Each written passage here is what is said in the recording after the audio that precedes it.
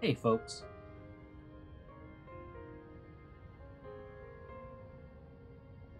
Harry's not ready.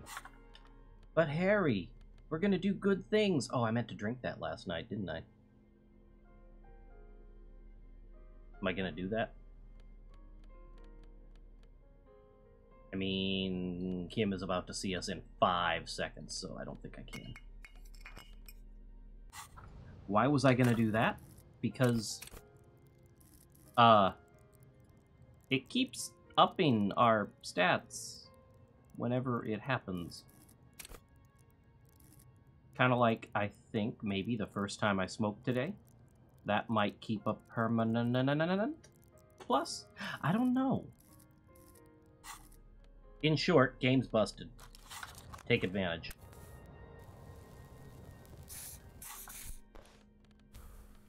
That's right. Cast it down from the light. Alright.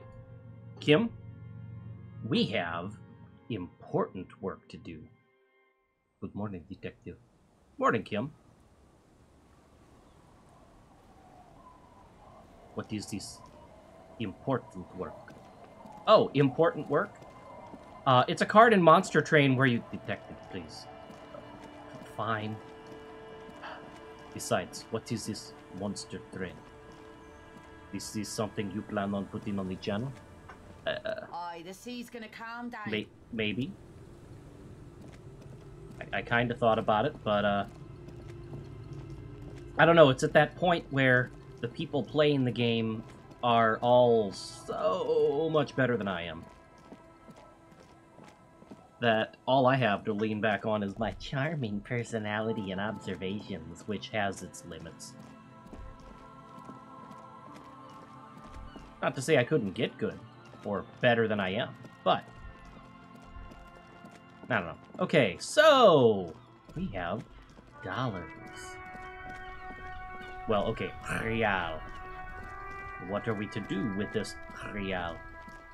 There is one important thing set aside specifically for us to take care of. Alright, folks.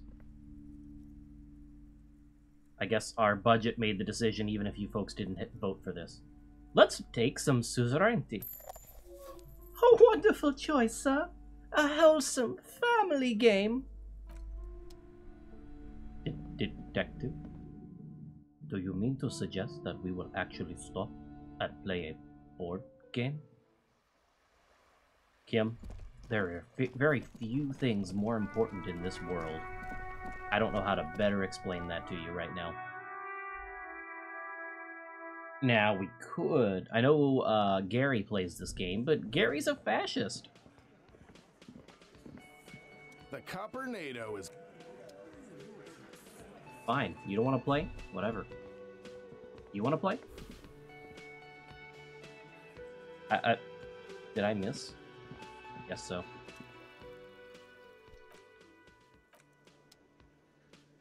Hey, can you believe this shit? Again, I can't believe this shit. Alright.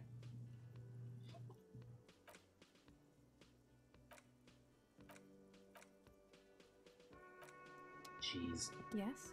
What is it? Gart? You wanna let me in? Hey, was there something you needed? Oh.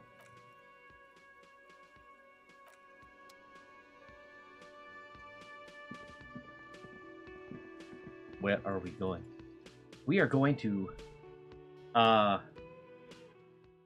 make good on the strangest of traditions that I know.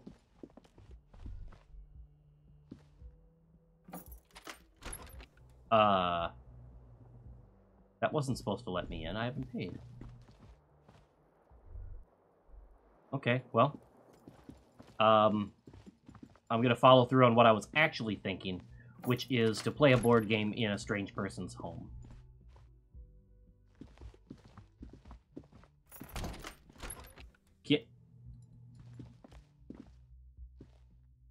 Kim, we're both playing the game. Could you please? Do you mind? Come on. Who's a good... No, no. Am I gonna have to lock you in the bathroom? Just so that I can close the door?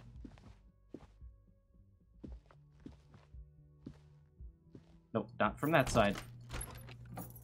Detective, you're starting to concern me. You are starting to concern me! Don't you even start.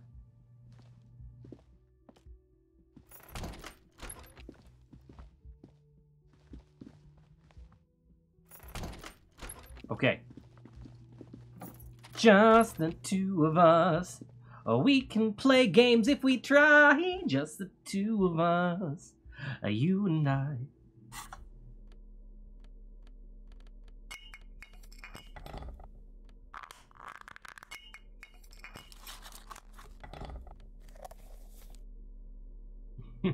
Equip this to impress yourself. Alright, is there anything I actually want to put on? Are you really consulting your wardrobe to play a board game? Oh, so now we are playing the board game. I'm glad you're finally on board. Because I know if I do not, we will be here for another hour. See, you're starting to get it.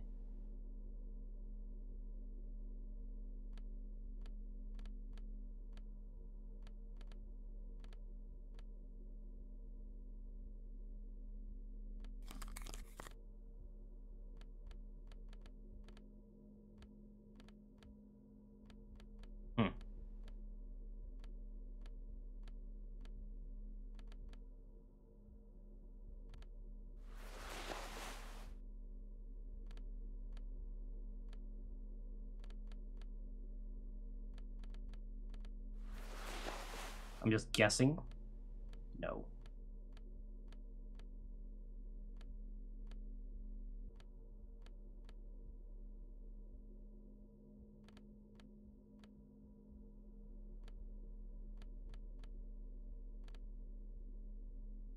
All right.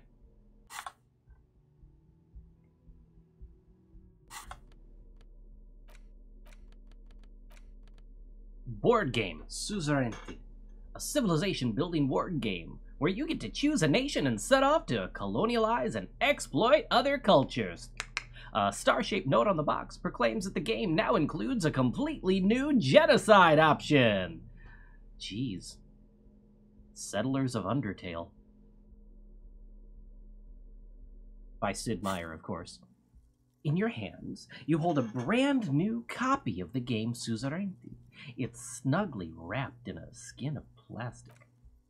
The cover features a charming illustration depicting a mass of grinning laborers loading goods onto a ship while a richly dressed administrator oversees their work. The exact location and time period are left deliberately vague, but it's clearly meant to represent the economic relationship between the Ravisholian Suzerainty and its many vessels. Good thinking, that could be a collectible someday. That was me realizing, as much as the idea of playing the game here is hilarious to me, it's too quiet. I want some background noise. I don't want to be the only thing you folks have to listen to for several minutes.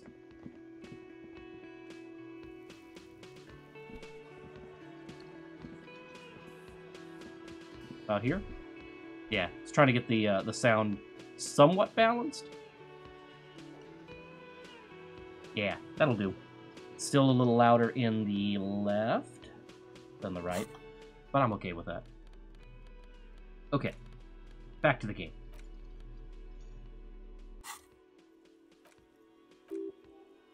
Shake the box. The box has a nice heft to it. You hear the rattle of individual wooden tokens and feel their weight shifting back and forth. What treasures wait in store for you? Even before you open it, you can tell that this will be a meaty game of grand strategy and complex player interactions. Detective. It occurred to me that, for this, I actually want my advisor. Burticus Andronicus. Officer, please.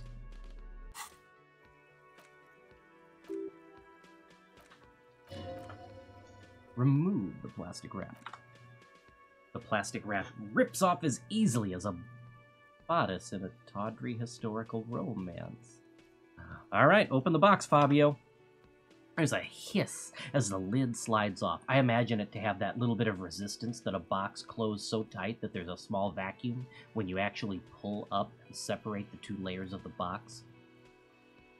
I love that little bit of resistance, that feeling when you do that. Inside you find a thick, full-color rule book. I'll be damned, most of the modern ones give you a pamphlet, and more than a dozen pouches of various wooden components. Heck with plastic.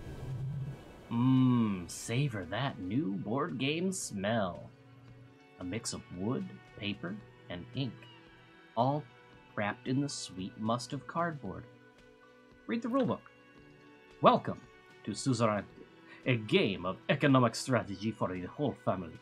The rulebook is sumptuously illustrated and thick as a Gradian novel. Are we going to get money from our board game? Finally, a proper game to teach children about the importance of trade and the global economy. Awesome. The colorful illustrations depict cheerful workers picking apricots, hauling marble sculptures out of crumbling temples, and harvesting a strange, magenta-leafed plant. Everyone is smiling.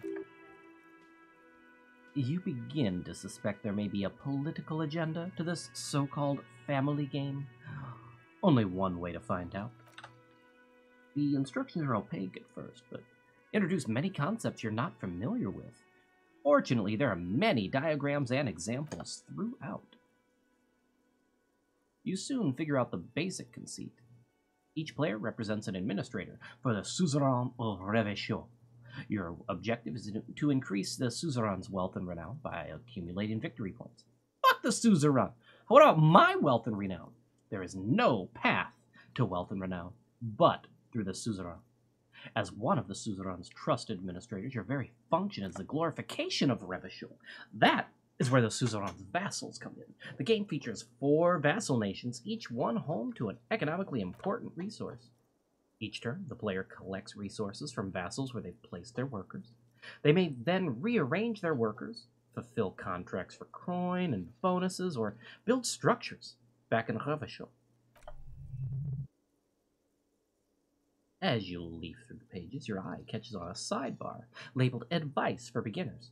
Alright, I'll read that. Remember, there are many paths to victory in Suzerainty, but successful players will find one strategy and commit to it wholeheartedly. Boring, boring, boring! Tear up this rulebook and commit some old-school atrocities! How's the winner determined? The actual scoring system appears infinitely complex, with a series of tables and appendices required to compute each player's final victory point total. You skip that part for now. Economics. I'm just going to go through this because I love this part of the game. Economic strategy, more like rapacious plunder and exploitation. How do you accumulate victory points? Already did. Ignore it. Just tell me how the winner is determined. No. Keep reading.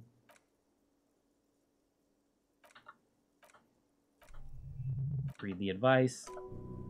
Hey, isn't there any way to invade in this game?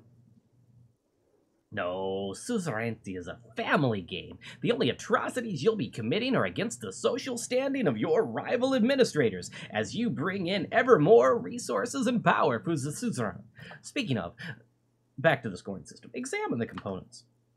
You open up a number of pouches containing wooden tokens. There are also several punch boards with other cardboard components that will need to be punched out before you can play. Punch them out. Taking those little cardboard chits out of their backing is satisfying. Each cardboard token makes a satisfying as you pop it out. Soon a neat pile of cardboard coins and counters has accumulated before you. A good, orderly task that leaves you feeling relaxed and accomplished. What? You're not going to offer to let me punch any of them out? Kim, you were against this so hard. I am amazed you wanted to. Check out the wooden tokens. In addition to the worker and building tokens used by each player, there are also several piles of colorful resource tokens, each representing one of the game's 4 principal resources. From the Empire of Saffron, orange apricot tokens. From Ilmara, the ancestral name of Ilmara, gray marble block tokens. From the 17 Islands, white stacks of sugar tokens. And from Supramundi and Samaritza, magenta tokens for unprocessed cocaine leaves. Oh, those are nice. The lieutenant picks up a sugar token and admires it. Hey, Kim, you want to play? The lieutenant looks over the rulebook before he sees something that makes his eyes go wide, almost bigger than his glasses. Holy shit, the average playing time for this game is 1 to 6 hours? I'm not sure we can afford to set time. That kind of time for a game. I'm not gonna lie. If I don't pass this check, I just might save scum it. This has to happen. What is detective work if not an elaborate game? You need logical inference, attention to detail, the ability to analyze your opponent's motives. Come on! It might help us think of more creative solutions to the case. I do feel like my thinking has become somewhat rigid. Maybe a little diversion to keep the mind limber is just what's in order. See, he's doing the hard work himself. All he needed was a little nudge. All right. You've convinced me. How do we play? I read the rules already. I'll show you. You explain the basic setup procedures to the lieutenant, who seems to be a quick study. You each take your bags of tokens and counters and unfold the board between you. In the middle of the whirling and rags floor, of course. No, we used a table. We're not complete savages. In the center is the crown of Revachon. Radiating outward are her colorful vassals, each one supplying some raw material desired by the suzerain. Apricots from Safra, archaeological treasures from Ilmara, sugar from the 17 Islands, and magenta cocaine from Supramundi and Saramiriza.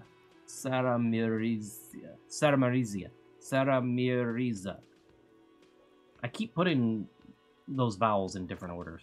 There's also a neat little log to keep track of your progress in case you need to put the game away and return to it later. The lieutenant goes first. He draws a contract card and moves several of his workers to the Safra territory of the board and the others to the 17 Islands. All right, detective, your turn. You have a few options available to you. Will you try to fulfill contracts right away, or rearrange your workers to maximize production on future turns? Remember what the rulebook said. You'll want to choose a strategy early on and stay committed to it.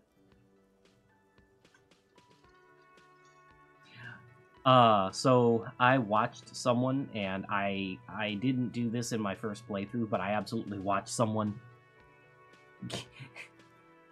give themselves a worker's paradise, and they got a whole, 1 or 2 victory points, but they had a long, in-depth discussion about the real nature of the game and points in general.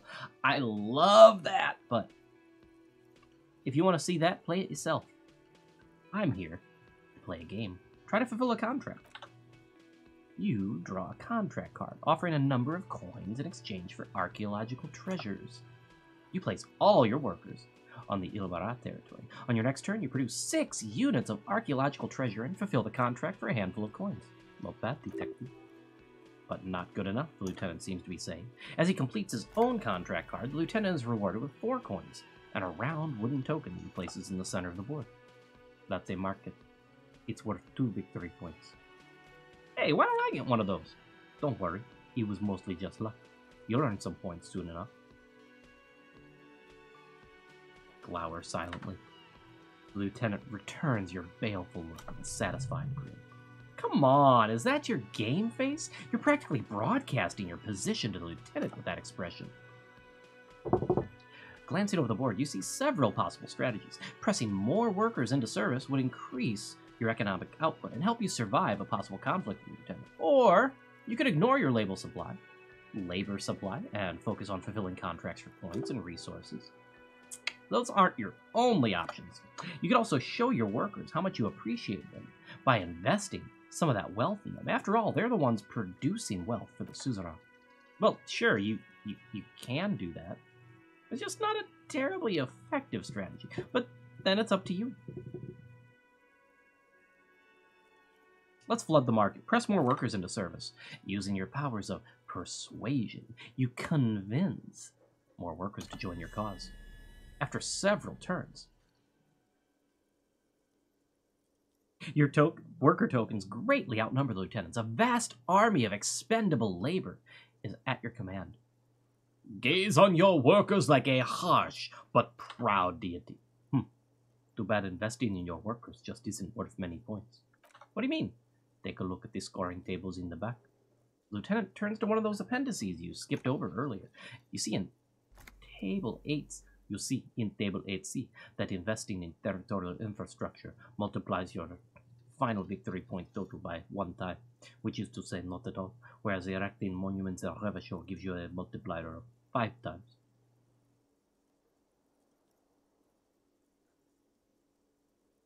So, you're saying the values of the ruling class are completely divorced from the well-being of the people who generate their wealth? Yes, precisely. Now it's the lieutenant's turn to respond. He moves aggressively onto the Safra territory. Soon as workers are producing a steady supply of extremely valuable apricots. How can you let the lieutenant dominate you like that? You need to hit back and hard! For several turns, you struggle to respond to the lieutenant's burgeoning apricot empire. Eventually, you relocate the majority of your workers to Supramundi and Saramizia. Samiriza. I can only pronounce so many fictional words in a day, where they begin producing a bumper crop of cocaine tokens. You draw a new contract card. According to the text, there's an aristocrat willing to trade a large supply of cocaine for a number of coins and access to a rare bonus. Amplified music worth 7 victory points. Oh yeah, baby, cocaine and rock music go together like... cocaine and rock music! Just ask Eric Clapton. You know, this isn't unlike the situation the historical Revacholian suzerainty faced in Safra in the middle of the last century. Now, tell me more. Well, the suzerain was looking for new markets for all the cocaine it was producing, and then settled on Safra. By introducing cocaine into Safra under exclusive contract, the suzerain created an extremely valuable captive market for an extremely addictive product. What does it have to do with the game? If you could somehow get the lieutenant's workers addicted to your cocaine, you could not only make them less productive, you could also force the lieutenant to pay you for your cocaine tokens each turn. Can you even do that? Yeah, you can. It's right there in the rules.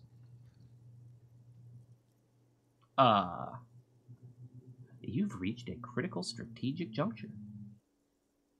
How do you respond to the lieutenant's aggression?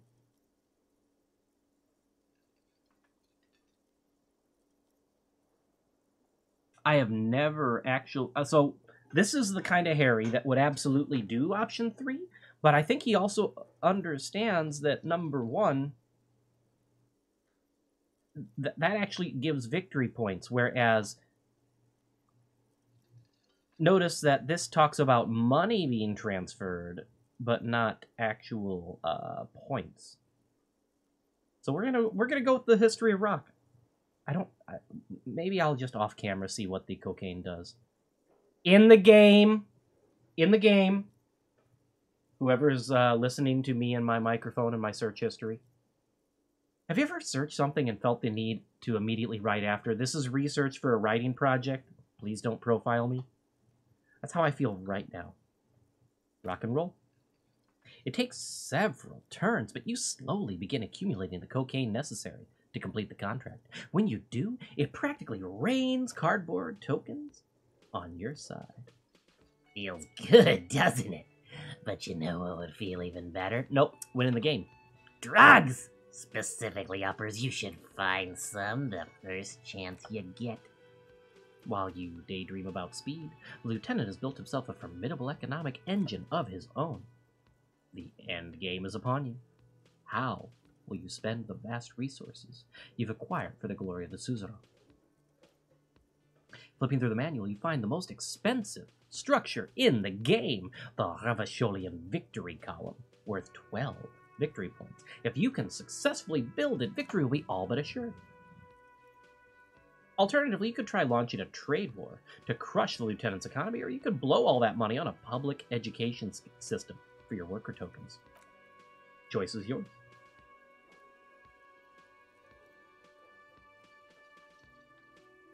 For Ravashol column. Building the ultimate structure requires diligent economic planning, which you completely failed to do. Rather than build a glorious monument to Revachol's economic superiority, you have to settle for a handful of post offices and a school for the blind. A risky gambit, detective. Sorry it didn't pay off.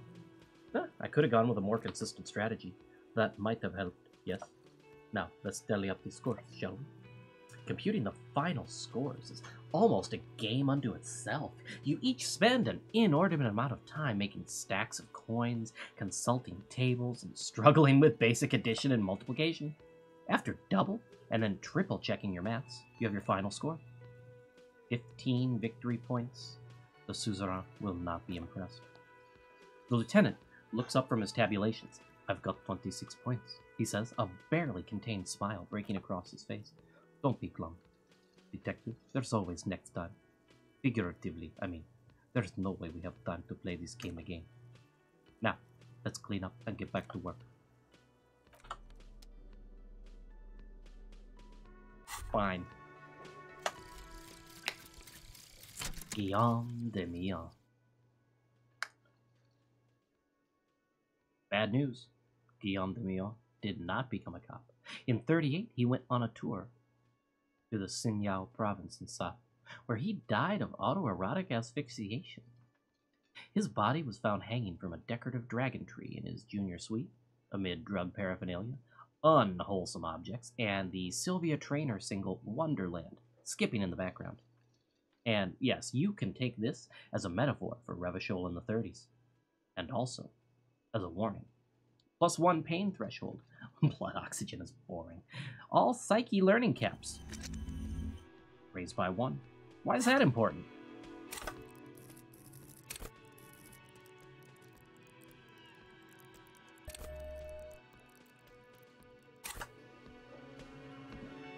Because I have another check that we are going to pass. And if we don't, let's face it, I'm kind of out of options.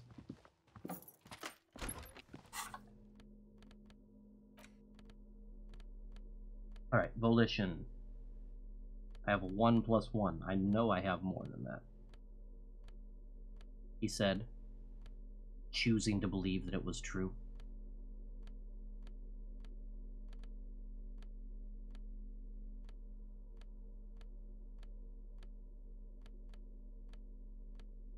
But no longer as certain.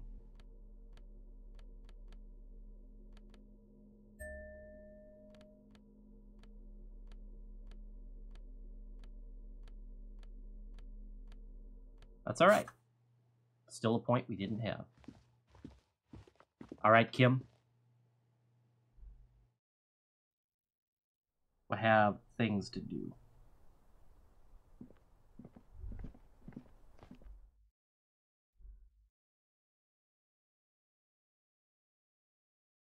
They're bad.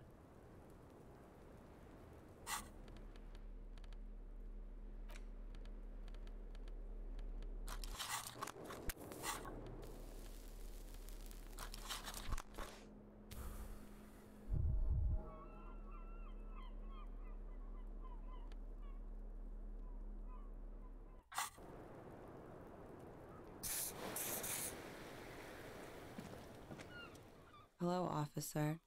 What brings you up here again? I still rolled a 4. Soft, light brown eyes look back at you, directly into the space behind your eye sockets. You see the smoke rise from between her painted red lips. She's beautiful. I have bad news for you. What? You know these guys? Who? Me? Yes, you. He's talking about you, you boring stiff. You too. Me? What did I do? I'm merely a master thespian. These guys are compromised. She's got them singing along to her tune. The little bleeps and bloops you trust for info? You can't trust them anymore. Oh my god. Believe it. Which ones exactly are affected? There's no way of knowing. At the moment, I'm afraid it's best to assume all of them. Bullshit, man! I ain't compromised! Especially that guy. That guy's the most compromised one in here. No fucking way, man! I just want a drag of that sweet menthol Ziggy! Really? Quick, tell me what's under a jumpsuit. Glory, truth, softness, protector, she wants you! I am so glad I got a bottle of water for this. How did this happen? How it always does. Through subtlety. What can I do? There's nothing you can do about it.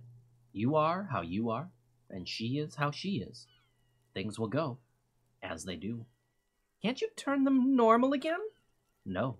What use is this then? It's better to know you're being played than to be played without knowing it. Is it not? Does this mean she's been lying to me?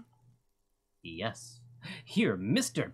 Thespian has been singing paeans to how truthful she is. She is a lady most fair and just. In his defense, to reduce him to such inadequacy, she probably had to employ half-truths more often than outright lies. That is correct. And omissions, too. Can I trust that guy? A little. They're all still of limited use, interpreting things to the best of their ability. Maybe they add flair or something? I wouldn't know. I don't add flair. But when it comes to assessments of character and factual accuracy, they are not to be trusted. Not with her. Can I trust any of them ever again? Don't be melodramatic. You can trust them. Just not with Miss Oranje Disco Dancer here. A light green speck, an imperfection on the outer rim of her right iris. It sparkles. What's her plan? You can't draw a sound conclusion. The one who usually does says, she may want to control the information rollout, not to become a suspect. She may have a past she's escaping, unrelated to this case. You doubt it's something truly insidious. See? It's oddly moderate, probably compromised. You are not afraid. This is a mere girl. She was someone's child, but a decade ago. I've been talking to myself long enough. Let's get back at it. Don't worry. It's only been 4 or 5 seconds. You've got this. Glacia? Are you manipulate Mrs. Robinson? You're trying to seduce me, Mrs. Robinson. Aren't you? The silence broken. She exhales a little cloud of smoke and says, God, no.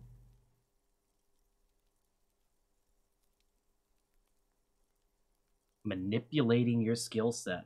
What a check. Who? What? Dear God, you've been lied to. She could have killed her lover and lied to everyone. She's not candid at all. She's smoke and mirrors and will-o-wisps. She probably didn't give you her real name either. Why would she? Arrest her immediately before she further entangles you in her web of lies. Take it easy. Don't overcompensate with this course correction.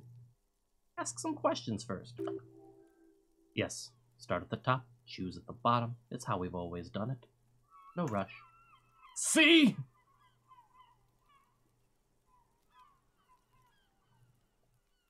Your real name isn't Glacia Amando. I agree. You wouldn't give us your real name, not when people are after you. The lieutenant turns to her. Okay. Her voice cracks suddenly, like there's a garrote around her neck. Tighten it. You got her. Okay, what, ma'am? Okay? It's not. Good. No. I knew it. You log your work every week. It's all transmitted to Commonsur. I couldn't just beg you not to enter my name. So I lied. Like I lied before. Like I did at LCSB. I have to lie. All the time. She looks at her hands. Her fingernails are chipped white. I'm so tired of it. She's not lying now. She really is very tired. Her metabolism is failing her. The afterglow of whatever narcotic she's been taking is wearing off. Was the passport bullshit too? That passport you keep hidden? No. It's submerged in a plastic buoy on the coast in the reeds. It just doesn't say Klasia Mando. It says Anouk Meijersmith. Falsified documents. Passport and visa. Given to me by my employer. I can't even use them. My employer probably leaked the name, Meijersmith, to hurt me. Why would they do that? I didn't show up to a rendezvous. They don't take that lightly. I didn't show up because I was afraid they'd do something to me. The job was finished. I'm just a liability now. Where's the buoy? West of the boardwalk? In the reeds on the coast there? She points towards a clump of ruins on the western horizon. I had a thought bubble there. I put it there when I first arrived. Haven't been there since. I'm not even sure I could find it now. It's useless. The wind rises. So do the hairs on your back. Somewhere west, small bubbles rise from a plastic ball floating in the water. Rusty, the color of oversteeped tea. What's happening? Long, spindly arms are spinning the buoy around, turning it, inspecting it like a magic 8-ball, trying to find a way to snap it open. Nothing is useless. West of the boardwalk in the reeds? We have to check this out. Kim makes a note of it. You're welcome to it. It's in the reeds northwest of here, past a broken sewage pipe, right near the water line. Tell me your real name. It's Katarzyna Alazie. Smile on her face is timid, almost painfully so. It's a grad name. Zemesk or Yugograd in origin, not Occidental at all. Smells of motor oil, taiga, economic desolation, and rock music infused alcoholism. Taiga, not quite tundra, but close. It also makes Klasia almost an alacronym for Katarzyna Alazie. Wait, Klasia is just an abbreviation of those two? It was a sentimental thing. I wanted to be more me here, so I used my nickname. Who gave you this nickname? A teenage boy. 1,000,000 years ago? Hold on. That's not even an Oranje name, is it? It's not even Mundi, that's Grad. My parents were Zmesk immigrants, but I'm nationalized. Oranje. All I remember is Oranje. Alazie is my father's name. Of course. She doesn't look like an Oranje's woman at all. She's... I don't know if that's a bad or a bad thing to say or just is. I think this Harry is past caring. I should have guessed. You don't look like... I've always had that going for me. Oranje's women don't win beauty pageants at 14.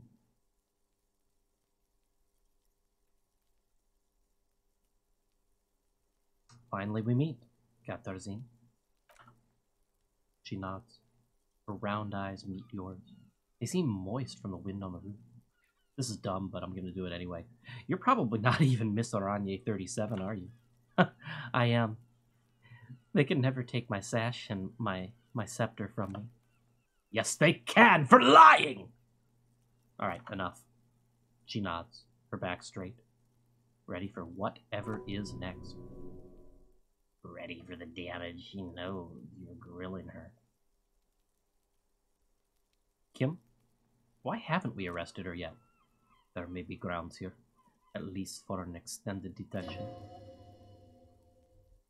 This bastion of willpower here, his watchmen have been sleeping too. You can be absolutely certain now. But he's coming around. A little whimper. The young woman hears you. She's looking around. You know, I'm not so sure you made that call to the station. I did. What is this? I called your desk. Or whatever it is. She takes a step forward. The numbers are all over town. Call 8102 for emergencies. There was an older woman on the other end. It sounded like she was smoking. She took my complaint. She coughed. That is the emergencies desk number. Anyone could know that, sire, by looking around and calling the desk. I don't believe a single word she says. What time did you make the call? Thursday night. It was late, sometime after 12. He checks out. Anyone could know the number. But I know the time of the call, too. I know I've not been 100% truthful with you, officers. But I am, now. Why is she so angry, then? If she's so sorry.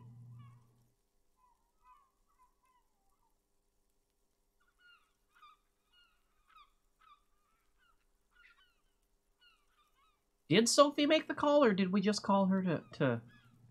I don't remember anymore. Let's just go. I know you didn't make the call. I did, she replies. Her little fists tremble. Very good, sire. She'll never admit to it, but we can see that she didn't. Is that true? I don't remember. She said she nicked the phone line, but...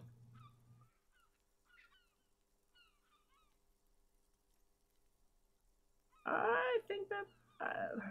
I kind of want to say it. Kind of don't. Kim? Yes? If we arrest her, she might die. She is a person of interest, though. I do believe that compassion is warranted in many cases. I am not certain of the correct path to take here, Detective. Well, we have to decide here and now if we're taking her away or not. Because if we don't, they're never going to find her. She's going to disappear into the wind. If we know all the things we do, and we don't take her now, she never comes back. But if we take her in, she never comes back in a different way.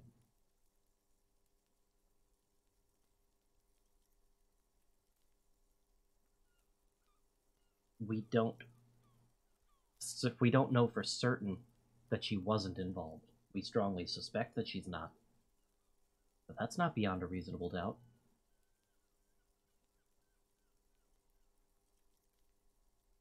This is why I have been letting you take the lead on these decisions. So you don't have to make them? So you can keep your conscience clean?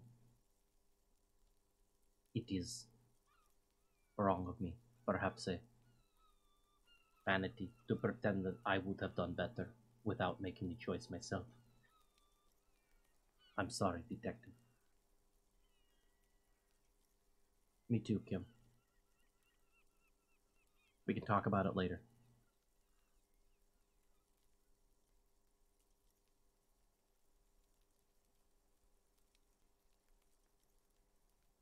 Let's change the subject for the time being. She slowly lights another cigarette and steadies her breath, as if in the presence of some tiger. You are a tiger. This is not the end of this. Oh man, what a text line. Hey, let's get back to those lies you told. Lies, then trails off. It's unclear what she intended to say. Yes, we demand she be punished for deceiving us. We demand her anxiety. We demand her fear. Drama, you are going too far. That's uncomfortable. And you shouldn't do that to other people just because you feel slighted.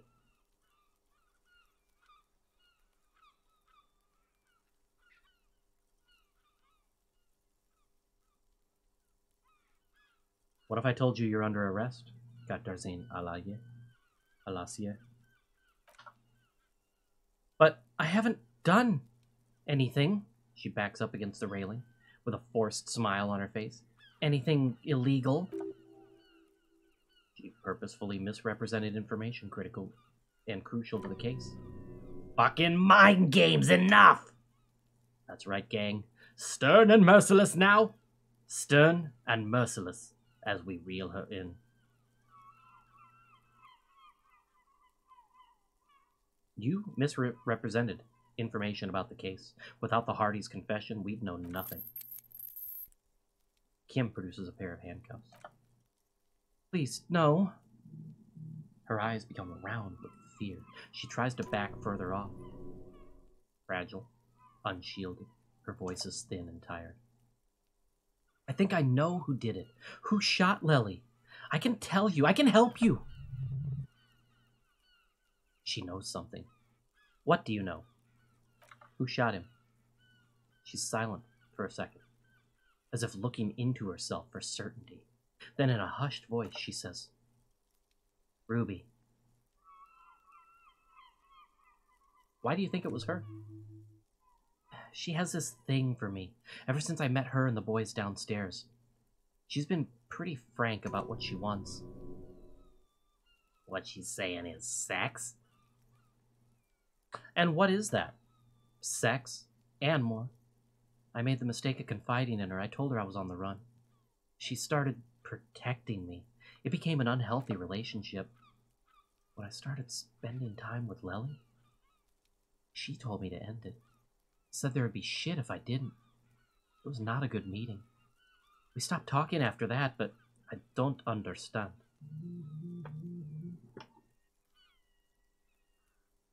The lieutenant sounds incredulous. He still has the cuffs in his hand.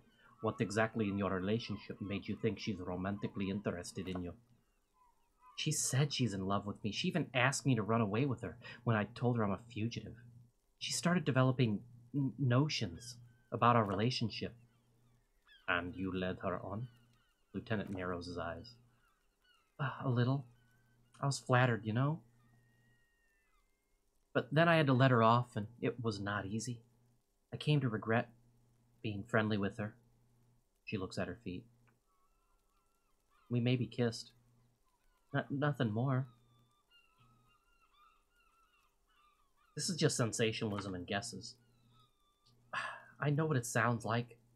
That's why I didn't want to tell you before. But she knew what had happened when I came downstairs. Somehow she knew Lely was dead. She wasn't surprised at all. When we came up here, she was calm as a stone, too. She cleaned it all up like she had a plan. This is a familiar theory. You had it too, remember? Could it be that Ruby was covering up after herself? The lynching? Yet again, you're coming up with this. The worst thing is, it may be true. How could she have killed him? You said there was a secret route there, right? She points at the door. She could have come up through there, then taken the shot right here where I stand. It was too dark outside. I wouldn't have seen her. Then slip back downstairs without anyone noticing? I mean, it is possible. Interesting theory. Did she know that door exists? Had you been out here with her? Yeah. She's been up here many times. Used to come drink on the roof with me when... The young woman falls silent. Her mouth moves without a sound. What is it? The peephole. My bed is right next... She would have seen us. She's forgotten her cigarette in the ashtray. You mean to suggest she made it? No. Why would she do that to herself? No, I just remembered you told me about it and... She's not really sure. It was right above the bed. She could have seen all sorts of things from there. Don't let your imagination run wild here, sire. Keep it on track. When Ruby said there would be shit happening if you didn't end your relationship with Lily, was she threatening you? She came over one night, drunk. Said she'd turn my life into a living hell. I've been threatened before, so I can tell when someone knows how to do it. And she's a pro. She must be. To keep the Hardys in line. I tried severing ties with her after that, but I thought it had worked, but she looks through the window of her room. Some of that fear is still with her. She exhales sharply. What are you talking about? She's afraid you'll arrest her. Alright, fine. That's it for Ruby. Okay? And what? Arrest the liar! Now! Why? She told us some pretty interesting things here. Ooh. Her! Stop letting her distract you. Yeah. That's all good. But I still think we should take you in. Just in case. Still... After all, sir, please. It's a shitty world. And I know I'm shitty too. I know. Her hand turns into a fist, slowly crushing the cigarette she's still holding. But I don't deserve to be sent to the moral intern and ground into paste just because I disturbed the sanctity of accounting at some multinational... What other option do I have? You have those station calls, right? Where I have to show up at the station or I become a fugitive? You can write me one. You don't have to take me in right now. I promise I won't go out anymore at night. I'll be right here. I know you can do that. Just let me come in on my own. In 2 months? Or maybe even 1 month? That's all I need. You do have the form. He looks at your ledger. That's it. I'm calling it. Kim is beyond compromise. Definitely, sire. That's a good question. What will have changed in 2 months? Or 1 month? Everything could change. This city? The extradition rules? The people after me could be in jail. Or maybe Revachol... She falls silent. Maybe Revachol could be free? I could be tried in a free Revachol? An independent state that doesn't hand its detainees over to the moral intern? A free Revachol. There is a low, distant rumble on the motor track. A great machine shaking the pillars down south. Electricity runs up your spine. I find that hard to believe, miss. The handcuffs jingle in his hands. What was that feeling? It's coming.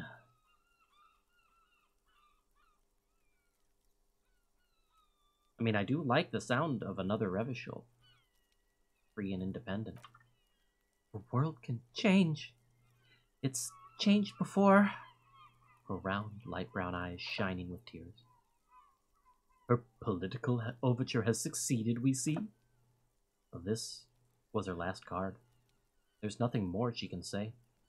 The final decision is yours. You alone stand on the throne of your mind. What do you think you deserve, then? I don't know. She throws away the cigarette. To spend my days with smoke and drink and dance? Wallowing in shit? Just like everyone else. I've made my choice. She looks at you in silence, her face filled with fear, lips parted. Wait!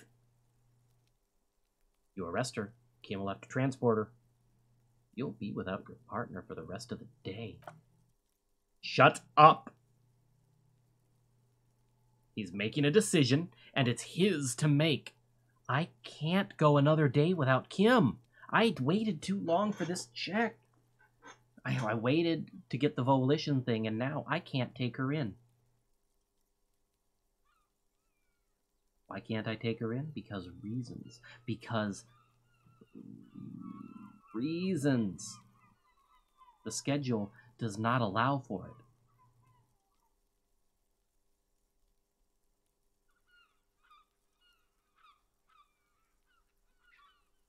I really wanted to arrest her this playthrough. When I started, it was one of the things I decided I was gonna do because it was different and I hadn't done it before.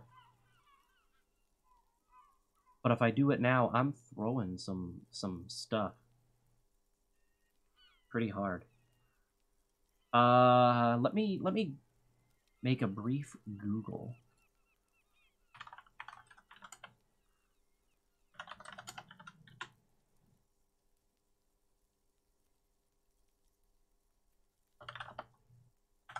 A complicated Google.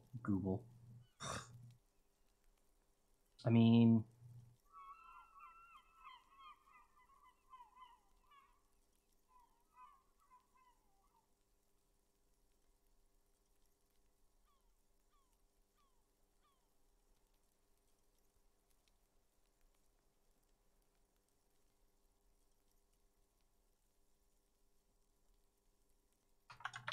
I'm trying to find information about time.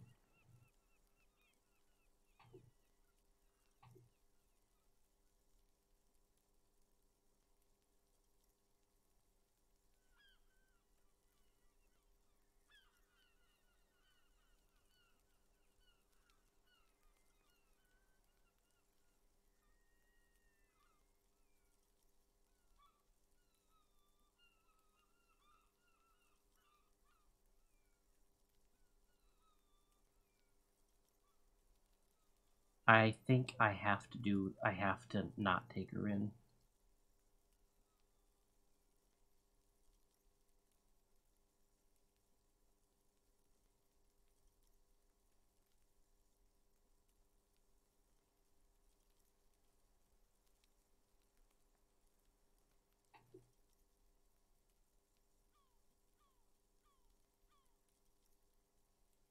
Hmm.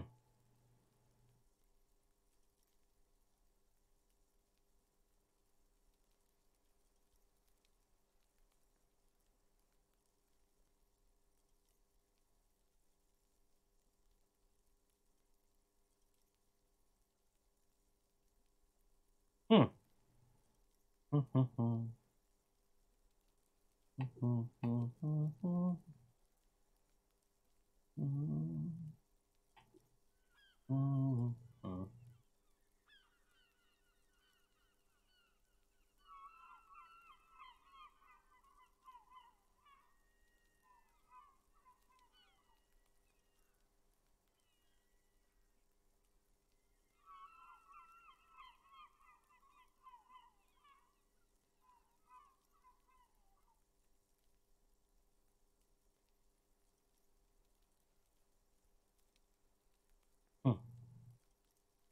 I think I gotta do it.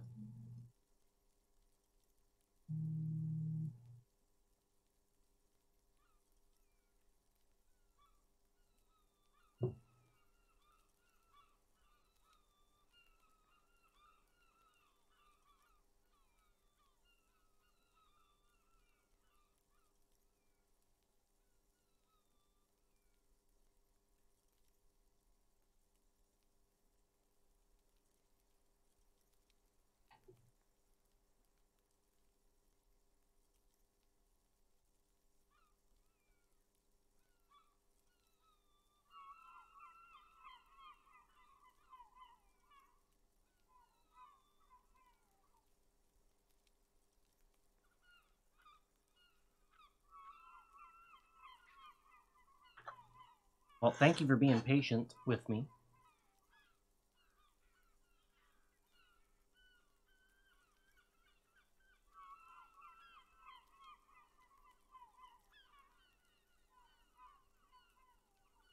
Heck.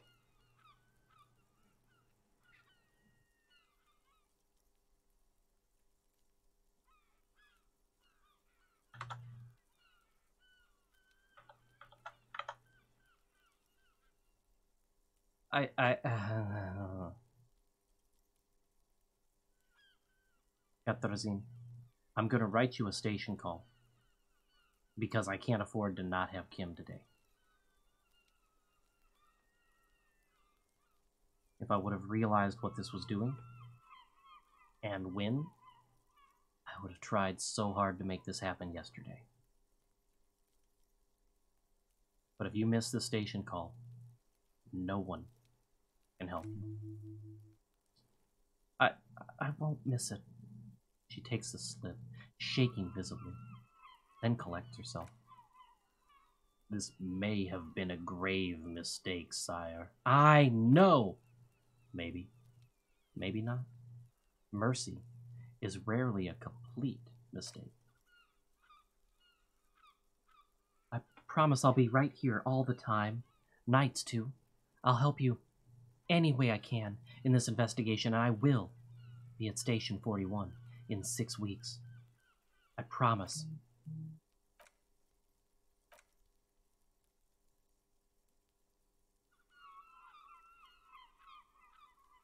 Shivers 16.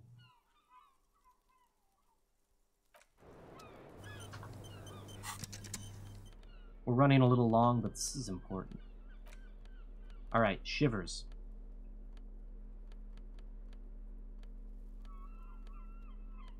That's something I should be able to get.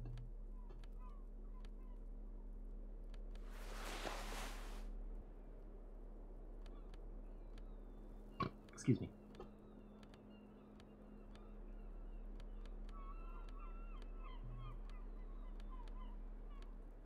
It's a minus because it's insulated, I guess. I've given myself 2 points of it so far.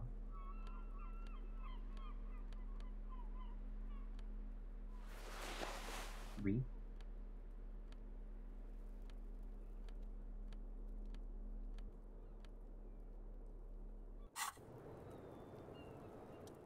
Hello, officer.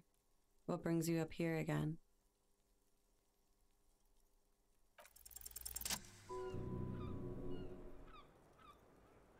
A warm column of air rises around you, encircling the building you stand on. You feel its twisting shape, bits of paper and birds on the thermal lift, along with several million liters of water, all rising up into the great Insulindian sky. Why does it rise? Because it's warm. From the gathering spring, from the oceanic current flowing into the bay, the people on the streets, and the machines that hum in the harbor. Heavy fuel oils, too. Shudder. From the vapor, a great cumulus is formed, a cloud castle 1,000 meters high. A flock of seagulls screams, hitchhiking on the thermal. They, too, are part of the procession. The honor watch. For whom? For her. The guest. Waiting. Is she safe here? As safe as you keep her. What's she waiting for? For Gloria. Soon these clouds will all fall down as rain. Spring will come. 2 more months. Maybe less. It's time. Miss, what are you waiting for? You mean here? In Martinez? She takes a drag, slow and long. Not. I'm waiting for the miracle to happen. It'll take one to get me out of the mess I'm in. And what would that miracle be? The return, of course. Now, I know I'm not from around here. I would only be hitchhiking. The return is a big hit in the industrial espionage circles. A lot of desperate, seedy types there. All screwed up in this unipolar world. What is the return? Don't you know, sir?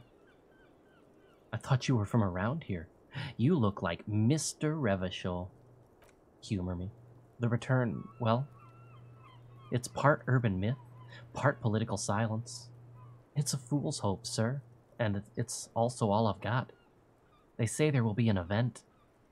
that it will happen somewhere here. She looks around, then at the sky, then continues. In Revachol West. They say it will happen soon, and that it'll change everything. Le retour, the lieutenant says, his forehead furrowed. He puts his notes down. Some political event? How do you know of this? As I've said, there's talk. In the competitive intelligence crowd, a lot of people like me who need a new color on the map. It's all blue, you see? And that blue doesn't like us. You came all this way because of a rumor? No. I came all this way on a false passport and some money. To hide, mostly, in the most volatile part of the Real Belt where it's easiest to disappear. Where the walls are still porous and you can slip through. This is just something to get me through the night, you know? A little esperance. Still, the story influenced her choice of where to run. It must have some hidden layers. How soon will it happen? Soon? But it's been soon for almost a half-century now, so don't hold your breath. She turns to the lieutenant. No need to worry, Lieutenant. I'm sure the streets will not erupt in seditious violence just yet. These streets? He looks over the railing. I'm not so sure, miss. The return of what, exactly? The return of the king? Gondor calls for aid? Of the nation? Of communism? Return on investment? She tilts her head. I don't know exactly. It's meant to be vague, as promises generally are. But at the same time, I mean, things can't go on like this forever. Something will give. It always does. Is this why you said you'd like to surrender in a free Revachol? Yeah. Yeah. She looks at the sky, then at you. I guess it is. So she thinks, at least partly, that this return will feature a self-governing Revachol. She's already placed her bets.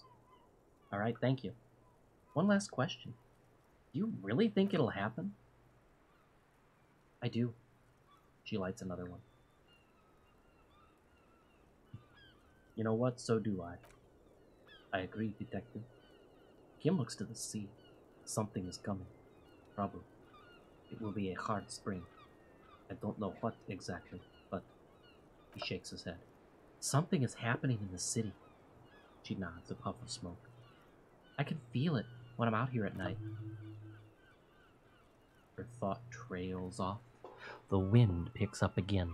Above her, a great cumulus cloud rises, ready to fall down as precipitation. April will come, then May, a month, maybe 2 from now. You shudder. The feeling dissipates. The thought ends.